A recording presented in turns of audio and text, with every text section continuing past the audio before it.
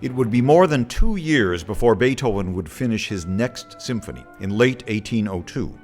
His fame and acclaim had continued to grow along with his musical output, mostly string quartets and other small-scale works, for which, as Beethoven wrote, "I can count on 6 or 7 publishers for each new work. I state my price, and they pay." But in this 2-year interim between symphonies, something else began to happen. As early as June 1801, Beethoven wrote to a friend, "I've been feeling stronger and better, but my ears continue to hum and buzz day and night." Obviously the onset of his deafness, which would plague him intermittently until later in life when he became totally deaf. "My hearing," he said, "my most prized possession." But Beethoven would not allow this devastating affliction to rule his life. Later in 1801 he wrote, "I will seize fate by the throat. It shall certainly not bend and crush me completely." Then in April of 1802, Beethoven took a 6-month trip for some R&R to the town of Heiligenstadt, or Holy City, north of Vienna, where he completed his second symphony.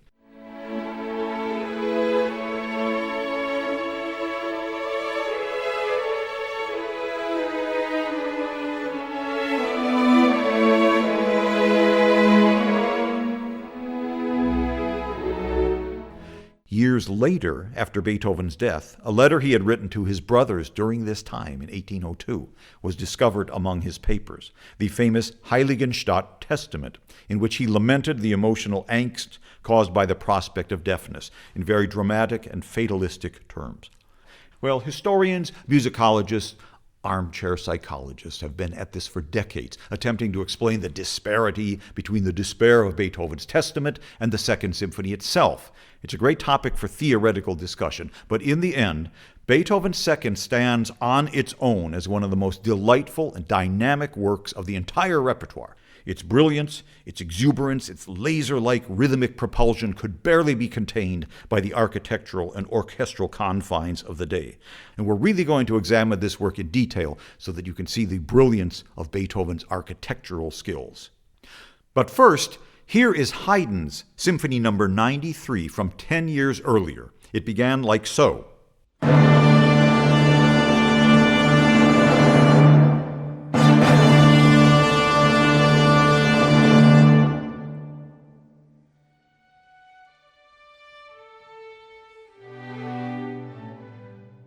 A grand unison D, the tonic key, followed by a gentle theme in the strings. Here now is the opening of Beethoven's Second.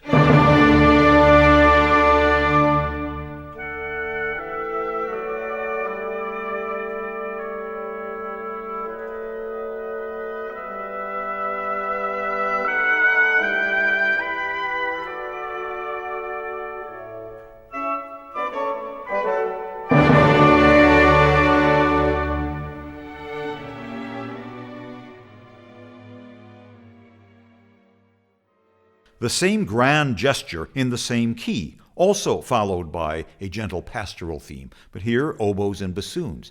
But already there's a bit of harmonic intensity in this. That, the raised tonic note, D sharp. Then the big unison repeats, and the strings now take up the pastoral theme, but the harmonies this time are much more chromatic and intense.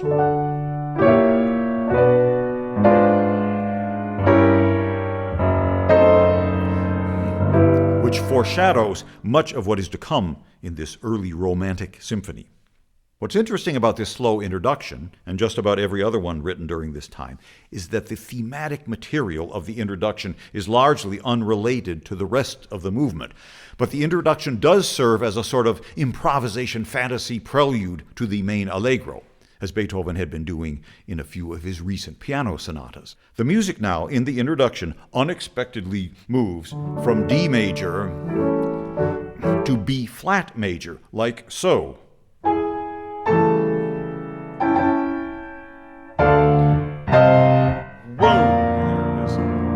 Have a new graceful descending scale,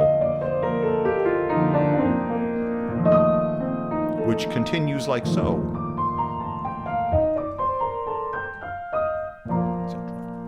But soon these scales begin to move more quickly, rising mysteriously from cellos and basses with a little shadowy echo in the violins.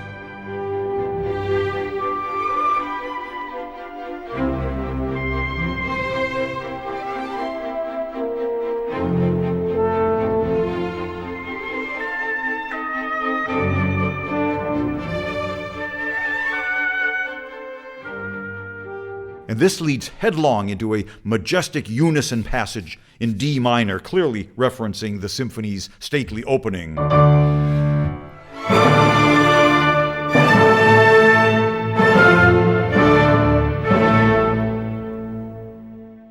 And just as unexpectedly, the music is now calm, even a bit austere.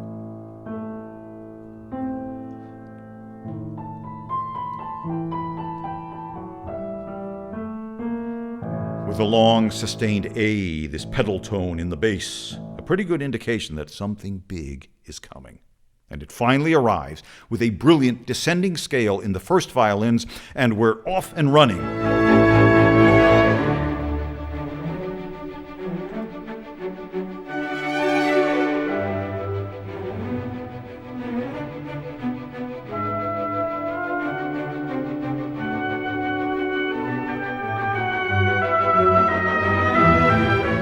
And the exposition has begun, allegro con brio. And hear how the violins are darting about with these flashes of brilliance. This is a unifying motive of this music, as you will see, which also pushes the technical capabilities of any orchestra of the day. And what's so thrilling here is this driving, dancing energy, combined with a rather dense and intense use of chromatic harmonies, which, in an odd way, seems like a humorous, almost giddy takeoff on the polite Rococo classical style, which will definitely be left in the dust when this symphony has ended. So we heard the exposition's main theme. And look what Beethoven is doing here. He's just taking a simple D major triad, la, la, la, la, etc. But he connects each of these notes with this little turn figure, lightning quick like a little atom of energy. And the descending triad is repeated notes. Bum, bum, bum, bum, bum. And it's answered by the first violin's extension of this little turn, which becomes this. Now that's very slow, but that's about as fast as I can play it. But you'll hear it just flying through the texture. And all of this is accompanied by rapid-fire repeated Ds to keep this bustling energy going. Here it is again.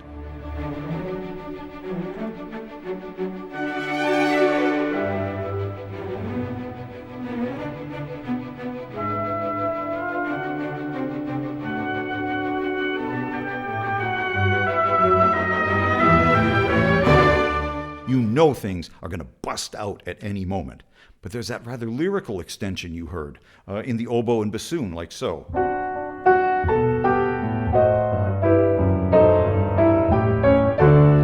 And underneath the prickly energy of the strings and these chromatic harmonies that propel us into a full statement of the theme in D major, but which detours a bit, like so.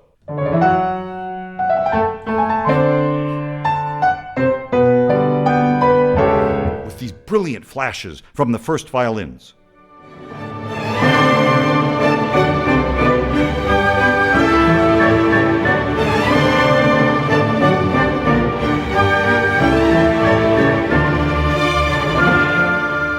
And I was wrong. You heard those laser-like Ds in the first violins as we move precipitously into D minor. Those are indeed taken from the introduction, the very opening of the symphony. Yes, as we now hurtle ahead into this turbulent passage in the dominant key of A. But since Beethoven is clearly in tempest mode, it's A minor. With chromatic scales. And despite all of the fury, it's a very proper transition, even though it's hammering away on the note E, like so. And we finally get our bearings, and we've arrived in the dominant key of A, where we meet Beethoven's suddenly delightful, bucolic, cheery secondary theme, fresh as the morning dew in springtime, but not for long.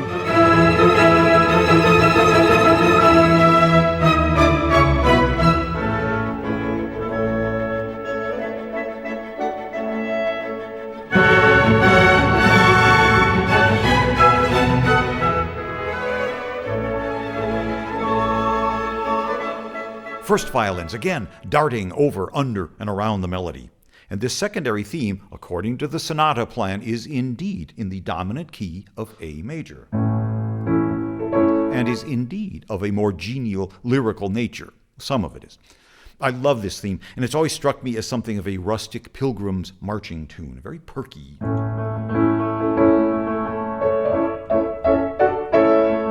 Just marching through the countryside. So here's our secondary theme again, very jolly, but then suddenly passionate.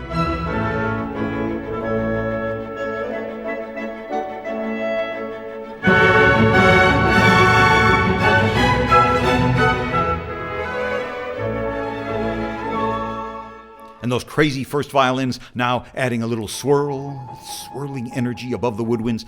And in fact, this movement is something of a virtuoso display piece for the first violin section, like a concerto grosso with those rapid obbligato figures flying around. The music continues now to surge ahead, and I'm wrong again about the introduction, since the symphony's opening gesture, the ba-dum, does indeed return now in the form of these powerful block chords.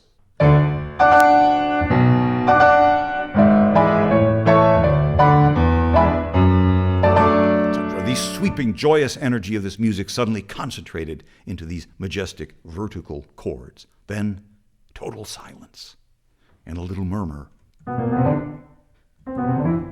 It's our little atom reigniting itself, building, leading up to these bold unisons. And,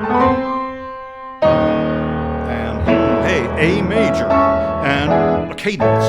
There we are, the dominant key. But there's more Sturm und Drang in store for us. Misplaced accents. And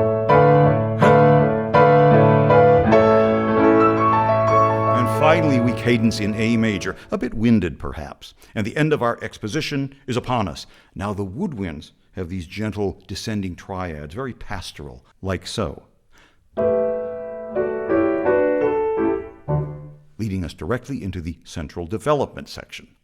And you'll hear how Beethoven now uses that tiny motive. First in a shadowy minor key version of the main theme. With the violins still doing their thing above. And here's where it all leads.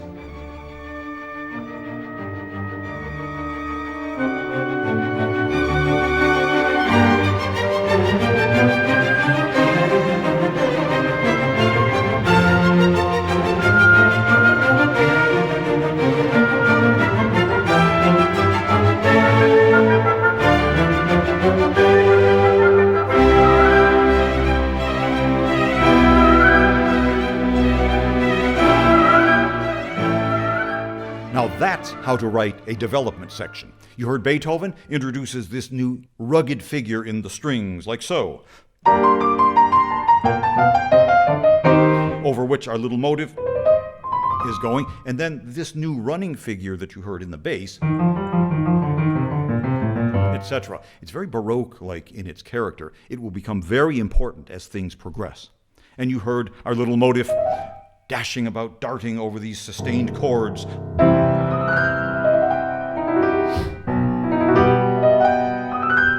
And then we will hear our little pilgrim marching tune return. And Beethoven uses the tail end of it to build and build. And now the march, the second part that we heard, that passionate, yes, becomes even more martial now, like so. And under it, that new running figure becomes the bass. This is how brilliantly Beethoven develops all of these materials. And the symphony's opening thing, the ta-da, yes, it now returns to complete the development section, like so.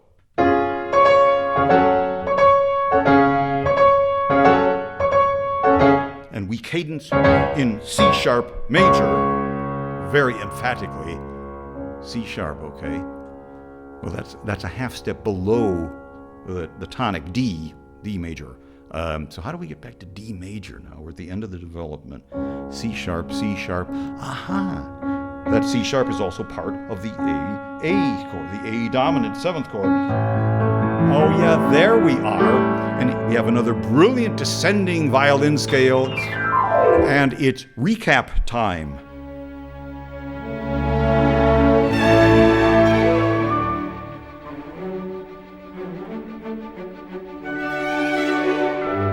And as usual, the recapitulation follows the basic order of things from the exposition, except that everything now stays in the tonic key of D major. There's that Pilgrim tune again. You'll know I'll play it every opportunity I can get. There's a coda to this first movement, and Beethoven has presented himself with a pretty big challenge. How do you add anything to this dynamic first movement, to tie it all together, that will maintain this supercharged level of energy? Well, in a very bold move, Beethoven now dispenses with themes, motifs, melody, counterpoint, and rhythm. So what's left? Harmony. That's it.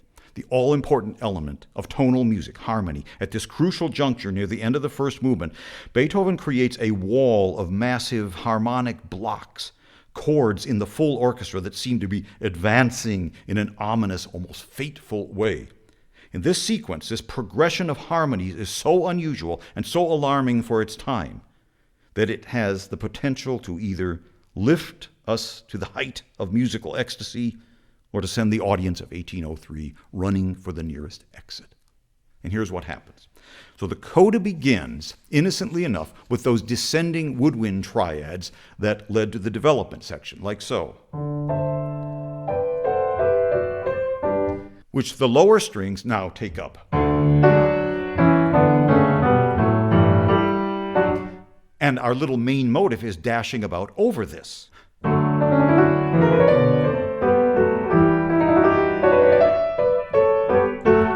Leading to a big dominant chord on A.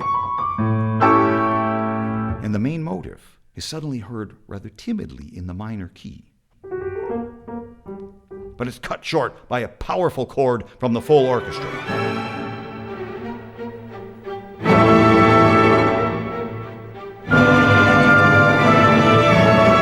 And this pattern continues. The shadowy main motive in the minor key in the woodwind, cut short again, swept aside. And then it happens. A series of full chords, and as they progress, the harmonic stability of the music seems to collapse. These massive block-like chords that do have a minimal rhythmic outline, dum, bum, bum, that's all. Otherwise, they are pure harmony. Beethoven is reaching for something here, something vast, something beyond the confines of traditional music. Here is the astounding series of chords. I want you to hear the harmonies. They are built on a bass line that is rising in half steps like this. Here is this astounding passage. This is just the outline of the harmonies.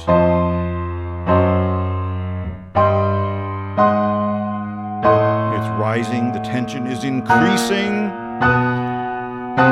but at its height, the pattern changes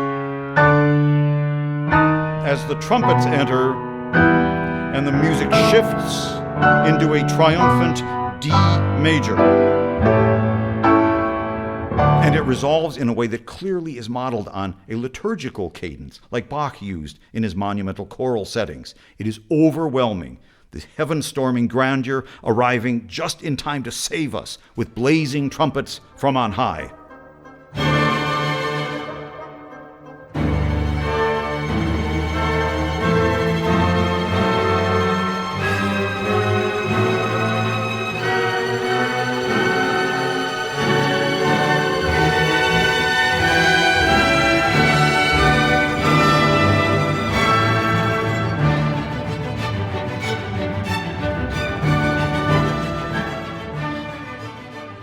I feel that something very significant has happened here. This entire passage is just too striking. In my opinion, This is the first example of that indefinable cosmic quality of Beethoven's music, where his soaring vision went so far beyond handwritten notes on a page and man-made orchestral instruments played by mere mortals. I have a very strong instinctive reaction to these passages, which will become more frequent in Beethoven's symphonies, and which seem to parallel his intense interest in science, philosophy, and religion as he matures. And again, the thrilling resolution here, the entrance of the trumpets and that liturgical cadence is complete with these very expressive dissonances that we call harmonic suspensions. That's partly why it's so intense. The upper voice descends and collides with the lower voice, which is momentarily suspended, before it too descends. You know this sound.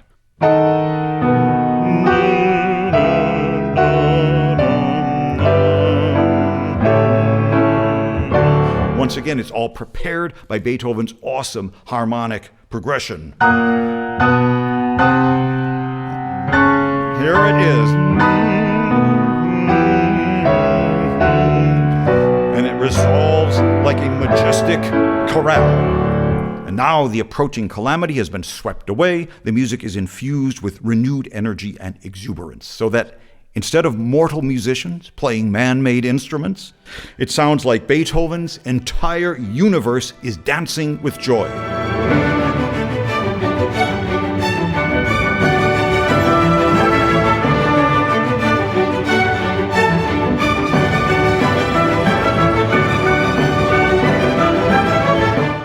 It certainly seems that way, that for a moment, Beethoven's brilliance has exploded the limits of conventional music of the day. And let's think about something else. What, if anything, does this passage have to do with Beethoven's own personal condition, as he expressed in his famous testament? How dark and vast the emotional chasm that threatens to engulf the music before salvation arrives from on high, with blazing trumpets and the key of D major. I'm not claiming that Beethoven intended to illustrate anything programmatic in this amazing passage, but I have to work hard to convince myself otherwise. And the joy is unconfined through the final measures of this first movement. That martial figure that we heard from the development now becomes this.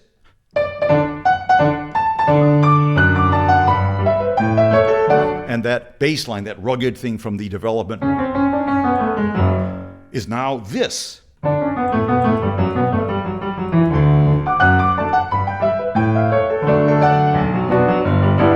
that's samba. And the movement closes now with the main motive, both up the D major triad, and then back down. And finally, that big unison D from the very opening of the symphony now becomes a series of decisive and triumphant fanfares.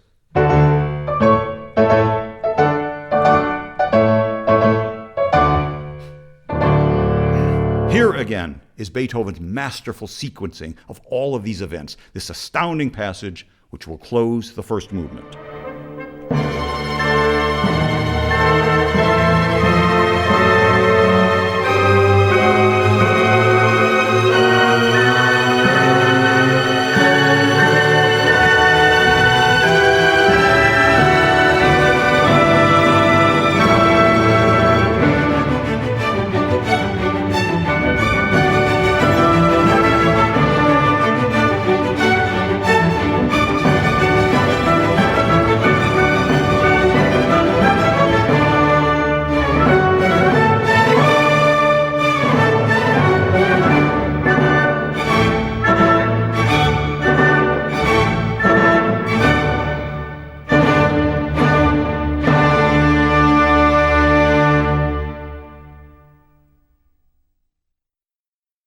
What I find so enjoyable about this symphony is the continual high spirits, this sense of unbridled joy and energy. And this is remarkable in light of Beethoven's personal crisis, as he described it in his so-called Heiligenstadt Testament.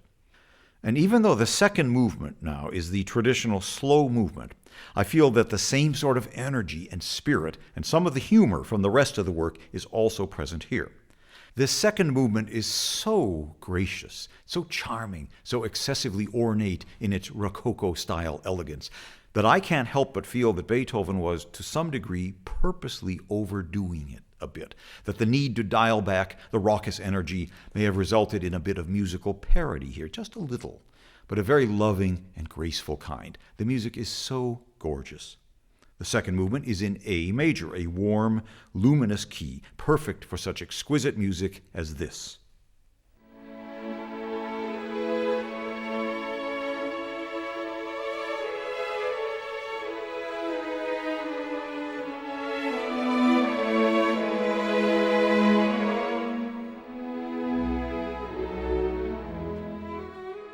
And this opening phrase, we'll call it A1, is played by the strings. Then it's repeated by the clarinets and bassoons, a typically warm, rustic sound in Germanic music. And as these woodwinds play the melody, the violins now switch into decorative mode, with an elegant tracery that embellishes the main theme.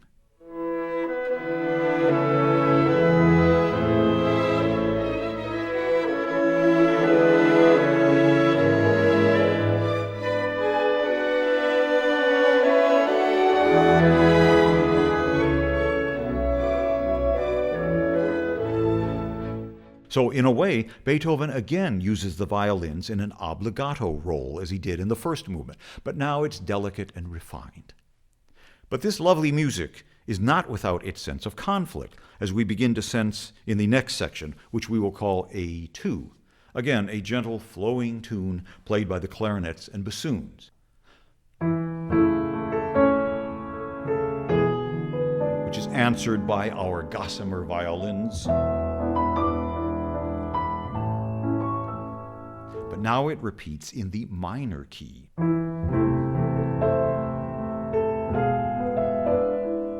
Which leads then to this. A new motive, a very important one, these blocked chords, rather stern and declamatory, which then continues like so.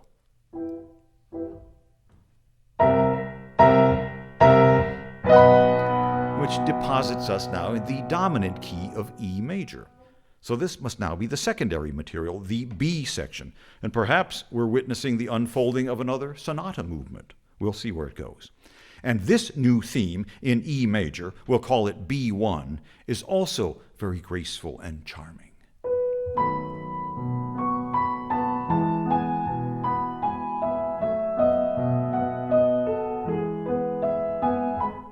And listen now to the violins, again in their decorative role.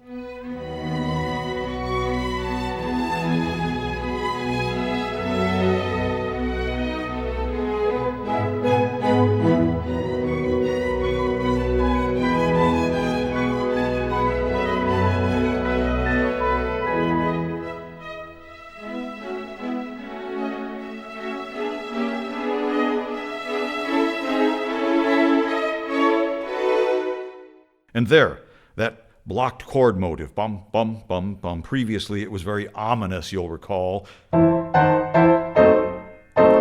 But now it's much more gentle and refined. It almost sounds like a dialogue within the string section.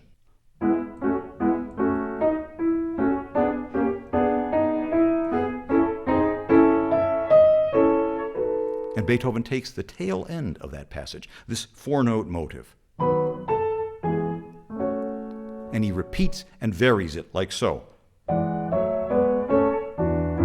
compresses the rhythm, and it culminates here. These two imposing chords for the full orchestra. All the flowing motion stops for a moment. Shades of that big blocked harmony passage from the end of the first movement, but which now yields to this. A gallant-style fanfare, followed by, and another one. So in response to the grand, imperious orchestral chords, we we get this delicate, winsome passage that just teases us with a series of graceful appoggiaturas. Appoggiaturas, which, as always, are very charming and expressive in the music. The way in which they lean on that first note. So here, now, are these two imposing chords from the orchestra and the dainty little flourishes that follow.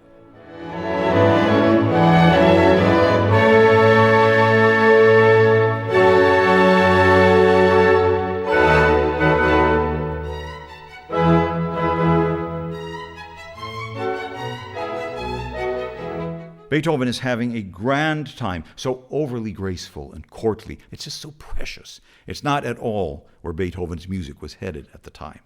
But the fun doesn't stop there.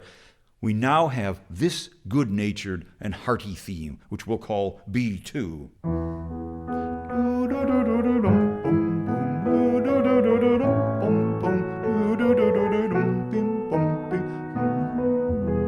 And we hear distant horn calls, leading to a full orchestra restatement of that blocked chord motif.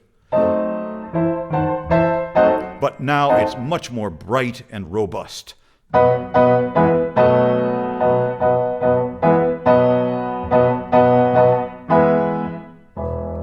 Here is the entire passage, and we will see where it leads.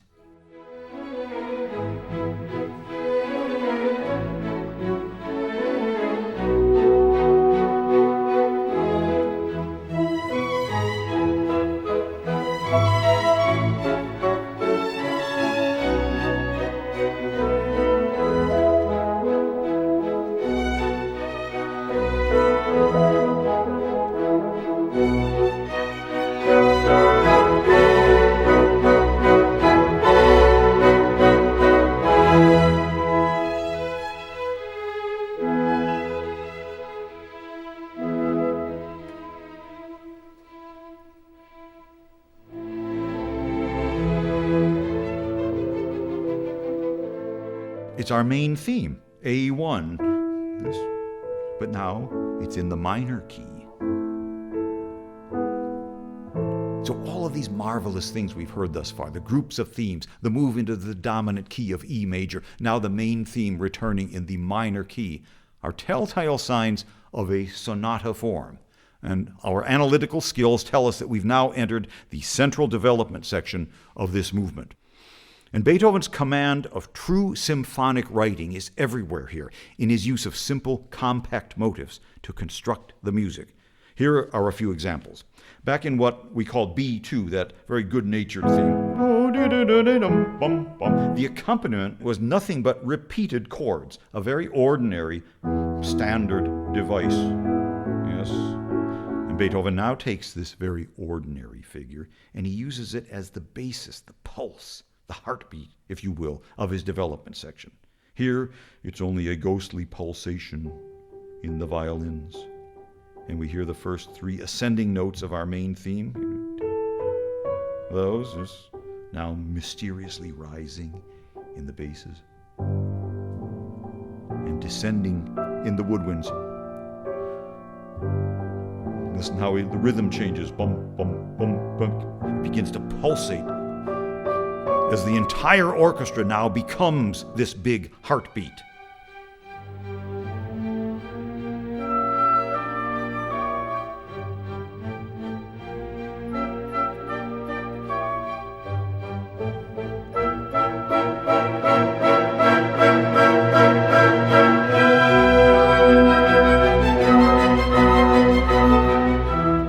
Then the heartbeat motive turns martial on us.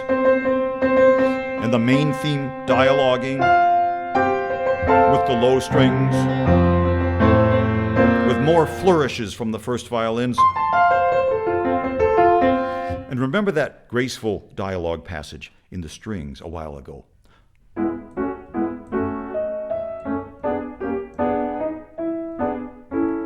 Well, something big is coming.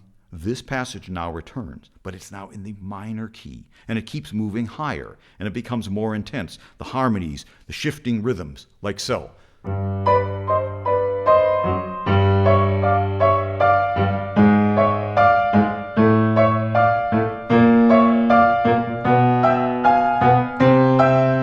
And Beethoven does it again, just as he did near the end of the first movement, that great passage that I keep going on about, where the music became so intense that the sheer power of harmony elevated the music to astounding new heights.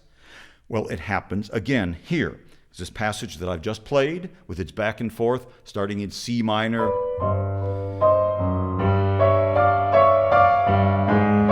etc. It now broadens and becomes the pulse, the heartbeat rhythm. While the harmonies increase the intensity, there's a sense of catharsis here. And then the tension begins to lessen, to resolve into a glorious A major, which will lead us back to the recapitulation of the main theme. Here is the outline of these harmonies in this great passage.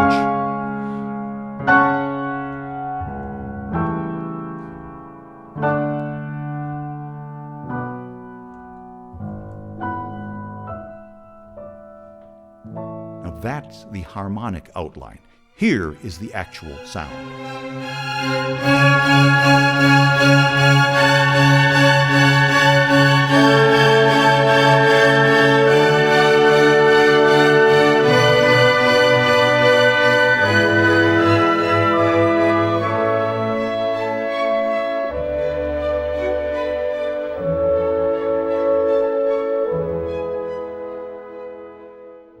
Maybe I'm reading too much into this passage, which so clearly recalls the similar event near the end of the first movement. Just when you felt that Beethoven had reached the breaking point here of intensity, the music blossoms and floats downward in a huge sigh of relief. Or maybe, for Beethoven, some sort of spiritual redemption from the darkness he has just come through. Too dramatic? Too literal? Could be. But as we emerge from this development section into the radiance of the recap, it's clear that we have experienced something very powerful that lies beneath the ornate and refined surface of this second movement, which now becomes even more elaborate in the recapitulation. Listen here to the intricately woven filigree of the violins that decorates the main theme.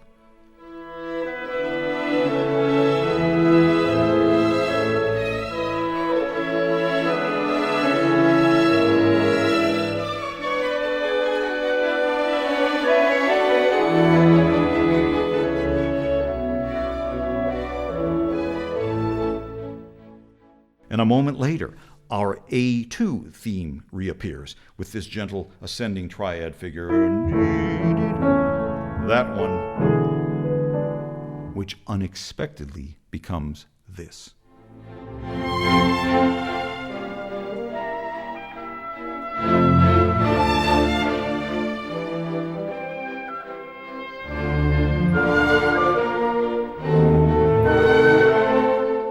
As darkness sweeps across the bucolic landscape, or so it seems. You may want to read Beethoven's Heiligenstadt Testament and ponder if there might not be a connection between it and these passages we've just heard. I lay so much emphasis on this sort of faux rococo elegance and charm of this second movement that I tend to overlook its darker elements. But this combination of light and dark only increases what I feel is the bold, visionary quality of this great symphony, light-hearted as it may seem. Speaking of which, in the number 3 spot, we now encounter what may be the very first scherzo to appear in a formal symphony. And even though, as we've seen, Beethoven's first symphony minuet was a scherzo in all but name, this one is actually labeled scherzo by Beethoven. So the 18th century minuet is now officially a thing of the past. And the second symphony's brief, brilliant scherzo picks up where the first movement left off, witty and dashing, full of energy and a sprightly, playful character, and consisting largely of 2 tiny elements that form the first 2 measures of the piece. A single long note, followed by 3 short notes. So we have ba, ba, ba, ba, ba, ba, ba, ba. The first note is a big unison, and the 3 short notes are light and chirpy. Sometimes they go up, sometimes they go down. Sounds pretty silly, but not with a genius at work.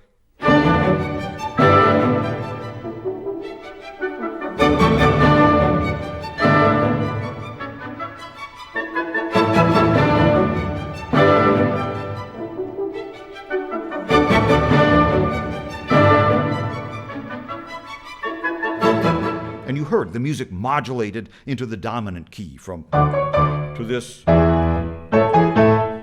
That's that polarity between the dominant and the tonic key. Then we move from D major into B flat major. Yes, it's 3 whole steps down. And we saw this same thing way back in the slow introduction to the first movement, where we heard those lovely florid scales in the woodwinds, etc. Now in the scherzo, in the same key, we hear this.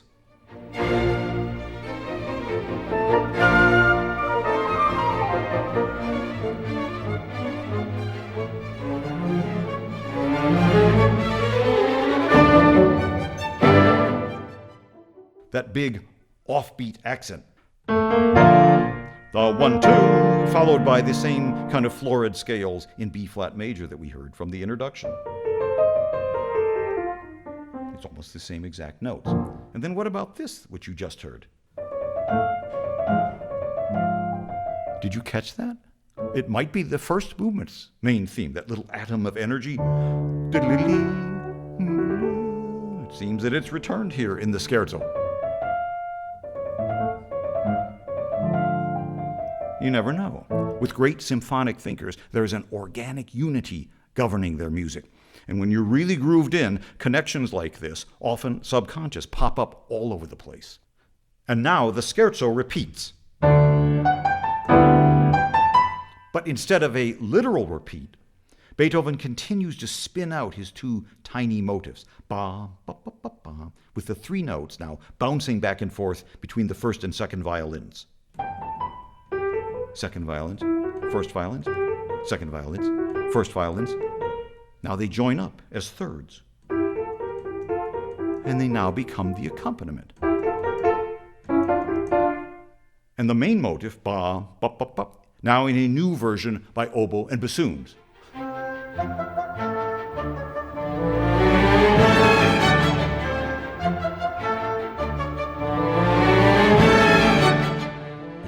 Brilliantly, Beethoven repurposes these simple little ba, ba, ba, ba motifs. And we'll hear the entire scherzo in just a bit.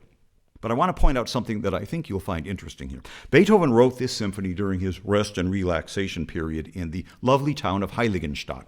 And when you factor in his emotional state as revealed in his testament, the tone and the character of the work become even more fascinating because of its exuberance combined with that rustic sound that was so familiar at the time. And this pastoral element is very obvious in the scherzo, especially when the horns and oboes, the quintessential countrified sound of the day, play this figure. And then the 3 short notes. What really distinguishes this figure is this pattern. We refer to this as a horn fifth. This prominent interval of the fifth, 5 notes apart, was used because the French horns of the day were rather primitive and they couldn't play certain notes. So this simple melody could not be harmonized like this because the horns couldn't play this note, the G, but they could very easily play the A. And so this became a very familiar sound played by French horns. Not this, but in music of the 18th and 19th centuries and beyond. How many film soundtracks of olden times and knighthood do we hear? Something like, there's the fifth, the horn fifth. Or how about in military-themed works that we all know? There it is. Or peasant-centric Christmas carols. There it is. So Beethoven's Jolly Scherzo certainly evokes his love of the countryside. And now the trio of this scherzo is an authentic old-world trio, almost. It uses 4 voices instead of 3. 2 oboes and 2 bassoons, but the effect is exactly right, and it's playful and bucolic.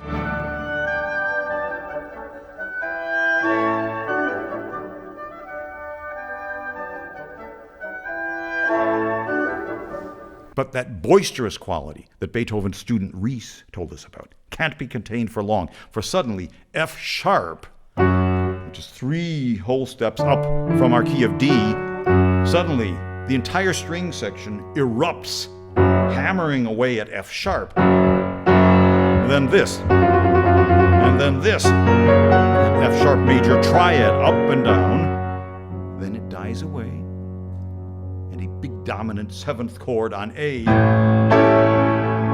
from the rest of the orchestra jolts us back to the lovely sound of shepherd's piping,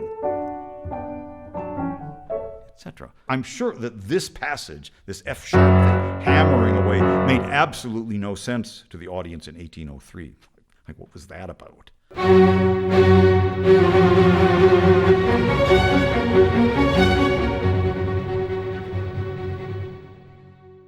In any case, as the form demands, after the trio, the scherzo repeats from the beginning in a somewhat abbreviated version, and all is well. Here now is the entire scherzo and trio.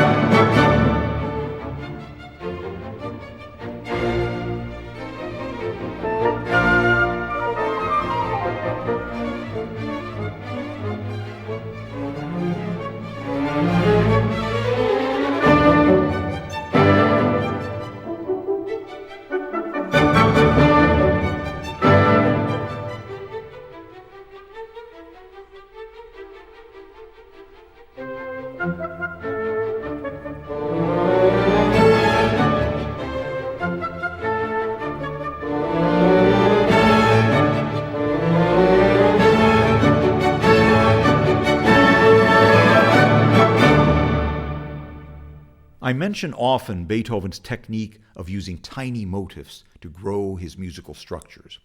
And as he matures, these little musical cells begin to parallel, at least in my opinion, a sort of elemental quality in the way his music exists in time and space, how its shape and mass are formed and then move in a physical dimension as the notes are sounded. I mention this now because of all the little dynamic motifs or little cells that Beethoven creates, this one might be the most primitive of all. It's a single, abrupt flash of sound with a split-second anticipation.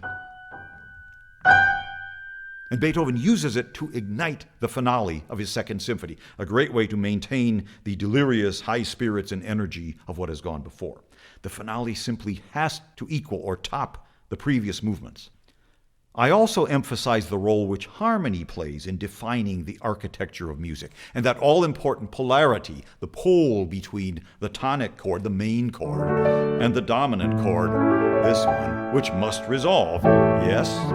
Well, Beethoven is about to start his finale now, and his main theme has got to be a good one. So he writes what sounds kind of like good old country fiddlin' in D major. D major is a great key for violins at the local hoedown, you know. That one, yeah. But Beethoven's is this.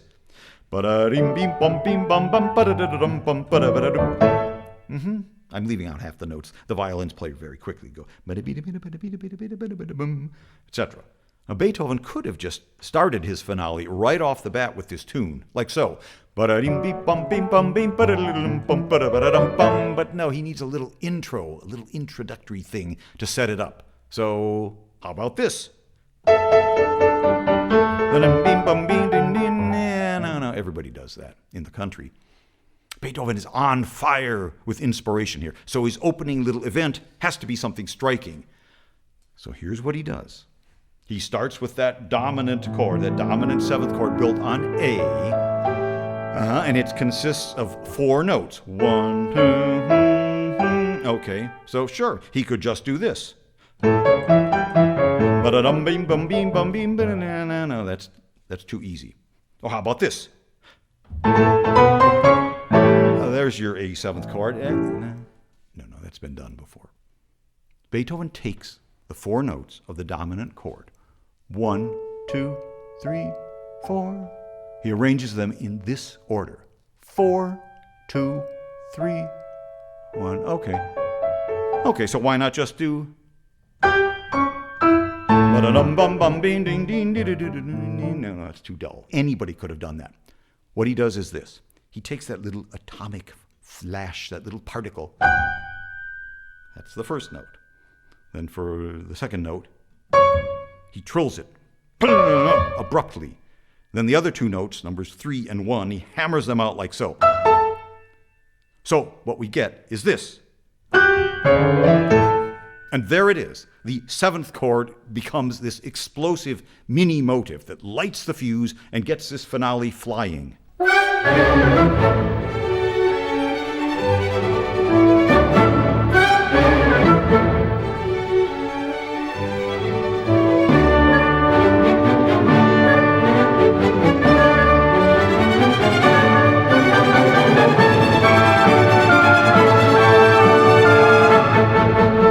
Now, this may seem like an overload of minutiae, but Beethoven worked on these things. He was reinventing musical language. This was big, to take that common 7th chord and just to blow it apart like... And you heard in the excerpt how the fiddlin' theme moved into the dominant key.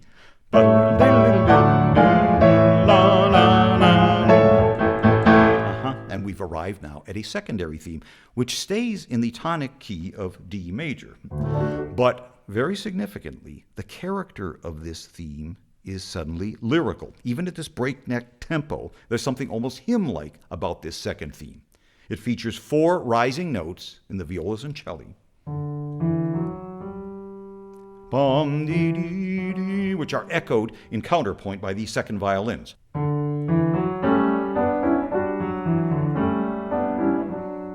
And more upper voices add in, and as quickly as it all happens, there's a calm, there's a serenity to this theme. It's almost liturgical. But it seems pretty clear whether this is a hymn to nature or it may be related to that Pilgrim's marching tune in the first movement. I definitely feel that this sound is an important part of Beethoven's pastoral worldview that's part of this symphony. So here is this chorale-like theme in the finale.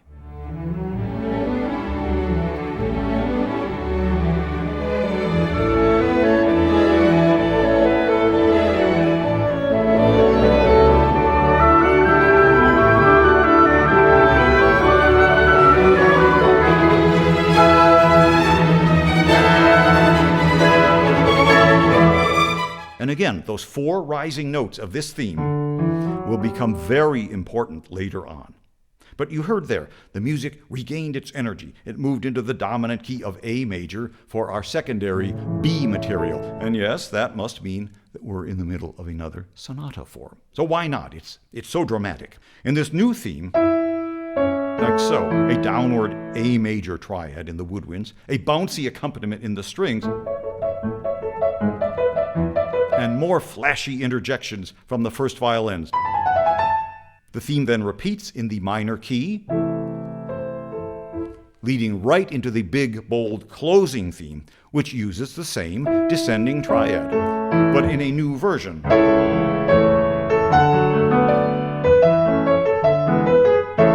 So there's great symphonic unity here. So let's hear the appearance of this chorale-like theme and what follows.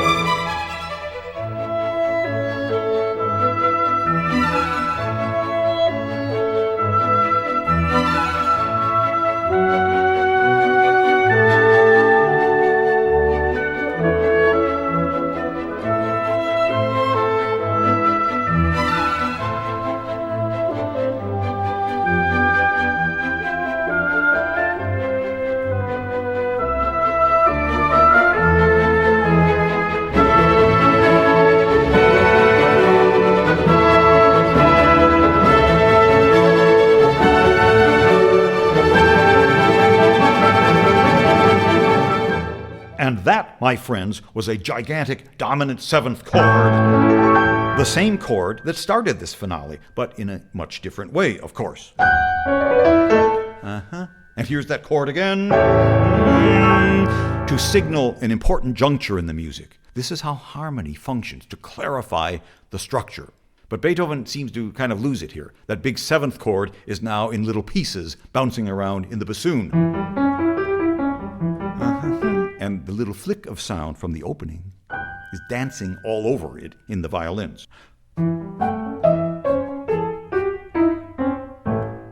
Boy, did he learn a lot from Haydn in the musical humor department. And the little thing settles here and drives forward and our opening burst returns. And the central development section is upon us. So let's back up to that big seventh chord. Here goes.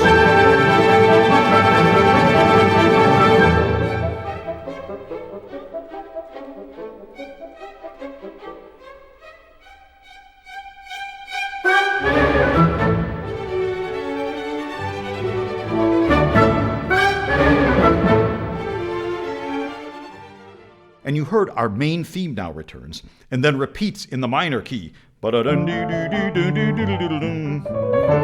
Beethoven then uses his opening in this new form as the drama continues to unfold.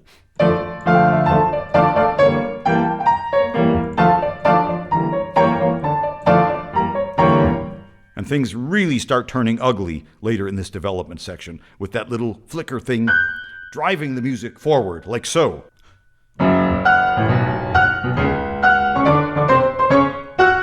And now it's taken over the entire orchestra.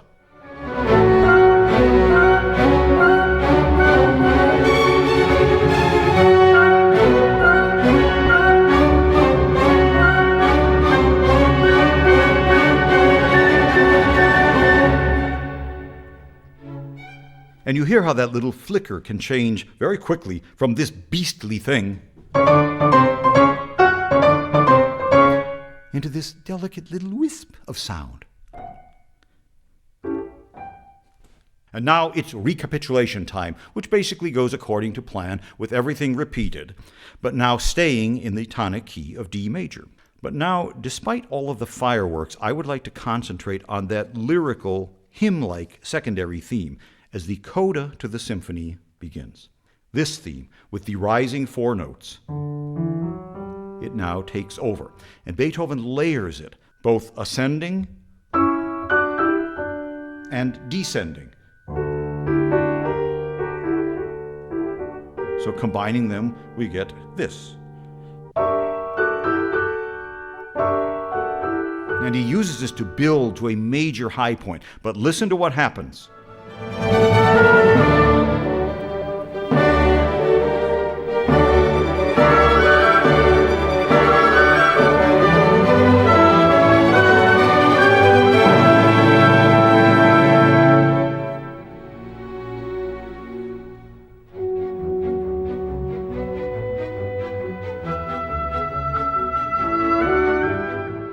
So the four-note motive, both ascending and descending, was piled on like so.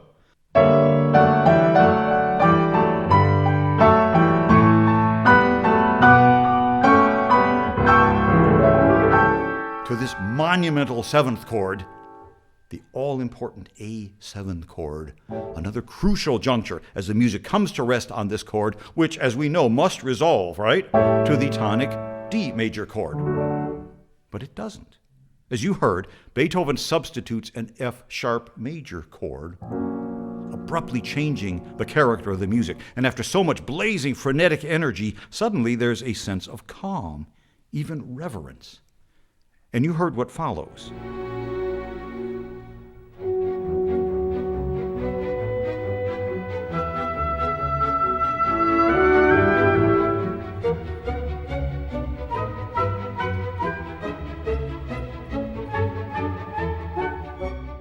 It almost sounds like a march or a processional of some sort, distant.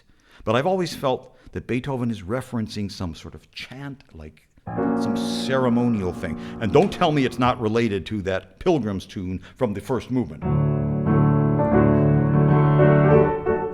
Yes, that one, my favorite, at least in its spirit and the effect that it has here. So we have this rather shadowy march now moving across the landscape, and it actually is a variation of the four-note theme. But the four notes are now descending in the bass, the tread of the march, if you will, like so.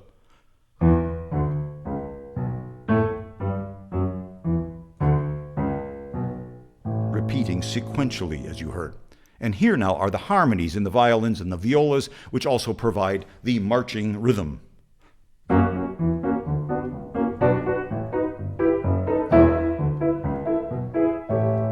And the march is now fading into the distance. Then it begins to change, more calm, less rhythmic, as Beethoven now adds the four ascending notes upon which this theme was based.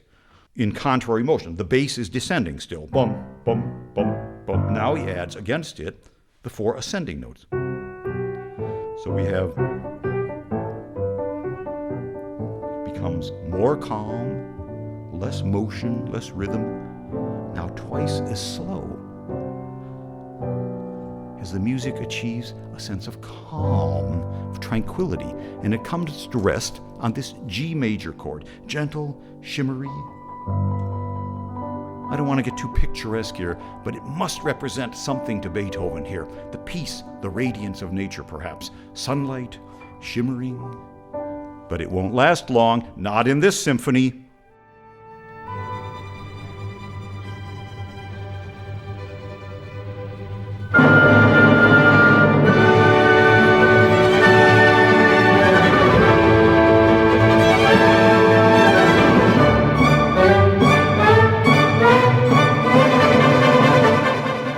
And that little atom is hammering away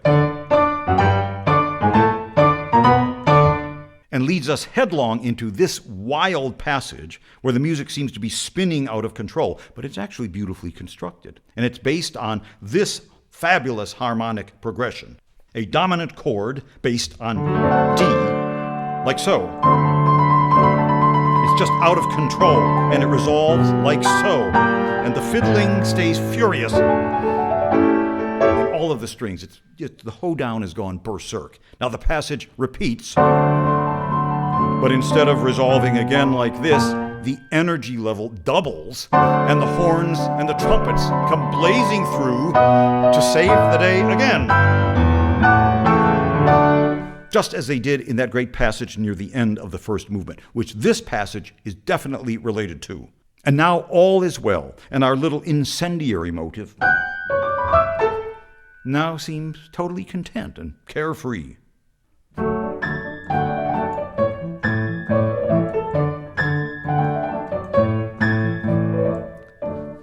Isn't that just lovely?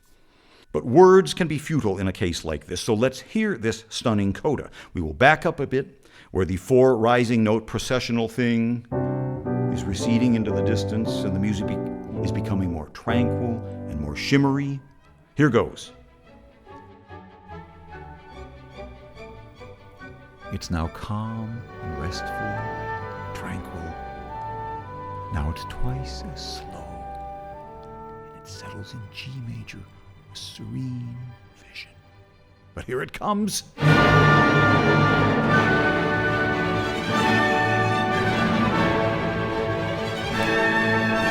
And our power motive, driving it ahead. Now the new sequence. It's off the rails. The fiddling is furious. Now it repeats, but rises, and the trumpets are back. Now everything is just cruising along, not a care in the world. But wait! Another big F sharp, and the procession again. Flick, again, higher. Flick. And our power motive drives us through to the end.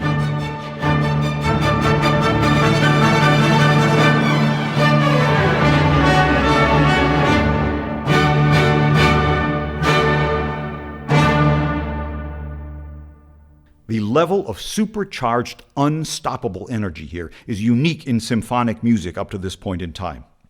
Yet Beethoven, the supreme musical architect, was able to rein in and control this frenzy in a precisely constructed, orderly framework, mostly based on the sonata form which he had inherited from Haydn and Mozart. The composer Karl Czerny, you remember his famous Czerny piano exercises that we all loved so much when we were studying piano. He was a friend and a student of Beethoven. Czerny later wrote that around the time Beethoven composed his Second Symphony, he commented to a friend, "I am only a little satisfied with my previous works.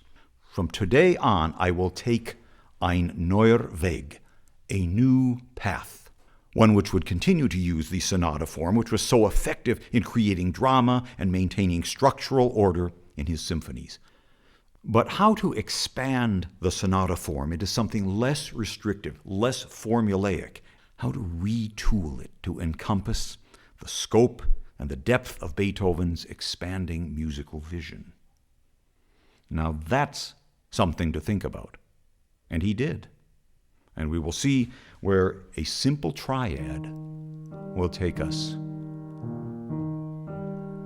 when we continue. I'm Lawrence Rapchak, and thank you for listening.